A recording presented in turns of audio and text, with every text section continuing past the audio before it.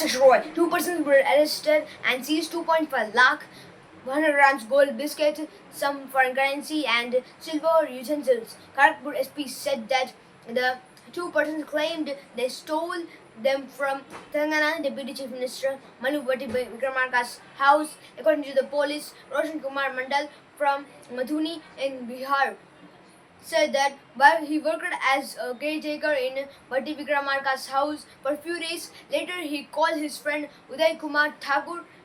They together broke Mallu Bhatti Vikramarka's house and stole the items.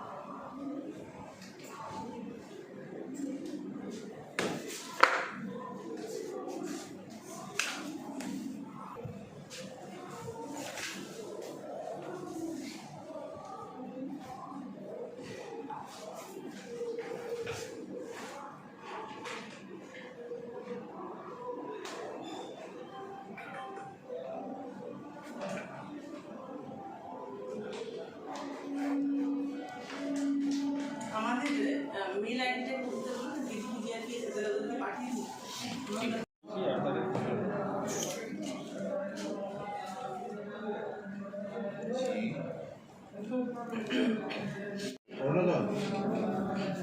আচ্ছা, আমরা পেয়েছি কোন প্ল্যাটফর্মে? 7 নম্বর প্ল্যাটফর্মে। আর আমরা আজকে কী করছিলাম? কোনো স্পেশাল রাইটিং করছিলাম, 7 নম্বর প্ল্যাটফর্মে। আর এটা হচ্ছে ছিল, ট্রেনটা ছিল হচ্ছে ভুবনেশ্বর জনশতাব্দী।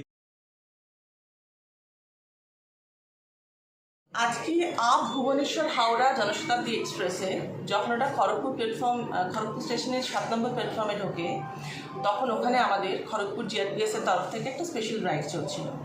তো সেখানে দুজন সাসপেক্টেড পার্সন যারা খুব একটা অস্বস্তি বোধ করছিল, আমরা দেখে বুঝতে পারছিলাম, তাদেরকে আমরা ডিটেইন করি এবং ওনাদের ব্যাগ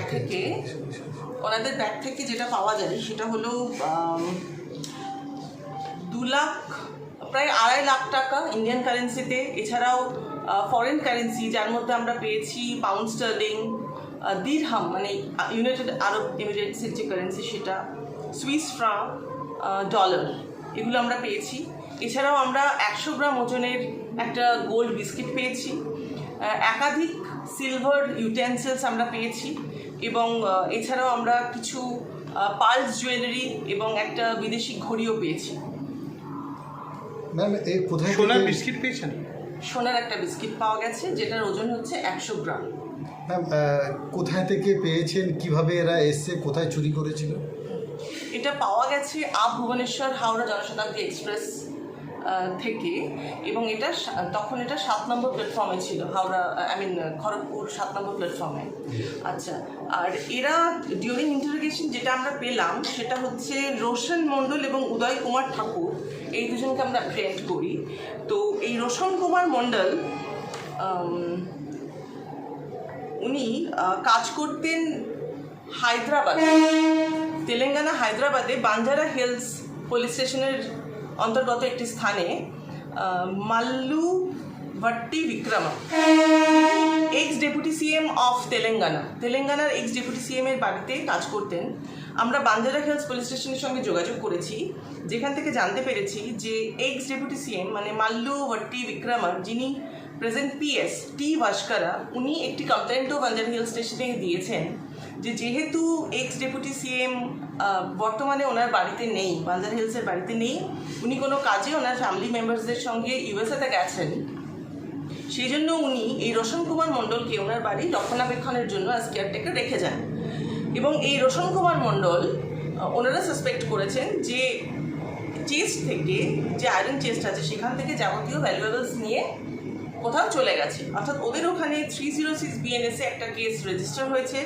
এবং আমরা এখানে রোশন কুমার মণ্ডল এবং তার যে সাগরে উদয় কুমার ঠাকুর, তাদেরকে যোগাযোগ করে তাদেরকে ইন্টারোগেট করে যেটা জানতে পারছি সেটা হচ্ছে রোশন কুমার মণ্ডল আগে ওখানে একটি চাইনিজ খাবারের দোকানে কাজ করতো এবং পরে যেহেতু ও একটা ভালো অফার পায় এরকম ডেপুটি সিএমের বাড়িতে কাজ করার, ও সেখানে যায় এবং সেখান থেকে যেহেতু ওনারা এখন বাড়িতে নেই সেই জন্য ওর বন্ধু উদয়কে ডেকে নেয় এবং ওরা এই চেসটাকে সিন্দুকটাকে ভাঙে এবং যাবতীয় ভ্যালুয়েবলস নিয়ে আসে। ওদের মোটো ছিল, ওরা বাড়ি হচ্ছে মধুবনী, বিহারে। ওদের মোটো যেটা ছিল সেটা হচ্ছে যে ওরা বিহারে চলে যাবে, যেহেতু হায়দ্রাবাদ থেকে বিহার যাওয়ার সরাসরি সেরকম ট্রেন ব্যবস্থা ওদের সচরাচর ওরা পায়নি, তো সেই জন্য ওরা প্রথমে ভুবনেশ্বর চলে আসে।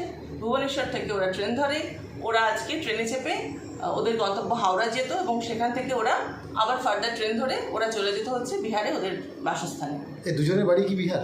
এদের দুজনের বাড়ি বিহারি। রোশন কুমার মণ্ডলের বাড়ি হচ্ছে মধুবনী আরার, আর উদয় কুমার ঠাকুরের বাড়ি সামদা বেনিপট্টি মধুবনী বিহার। আপনাদের কি আজকে স্পেশাল ড্রাইভ ছিল? কি হায়দ্রাবাদে কাজ করতো না ও খবর পেয়ে বিহার থেকে গিয়েছিল? উদয় কুমার ঠাকুর এখনো পর্যন্ত যেটা জানা গেল ইন্টারোগেট করে যে ও কিন্তু হায়দ্রাবাদে কাজ করতো না, ও বিহারেই থাকতো এবং ওর বন্ধু অর্থাৎ রোশন কুমার মণ্ডলী কিন্তু ওকে কোনো অসৎ উদ্দেশ্যে ডেকে পাঠায়। এদের দুজনের কি কোনো পাস্ট ক্রিমিনাল ব্যাকগ্রাউন্ড রয়েছে?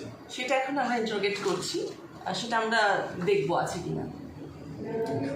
ওদের কি কালকে কোর্টে পাঠাবেন? অবশ্যই ওদেরকে কালকে কোর্টে পাঠানো হবে। আমরা হায়দ্রাবাদ সিটি পুলিশের সঙ্গে যোগাযোগ করেছি, ওখান থেকেও অফিসার্সরা আসছে। ঠিক আছে, থ্যাংক ইউ।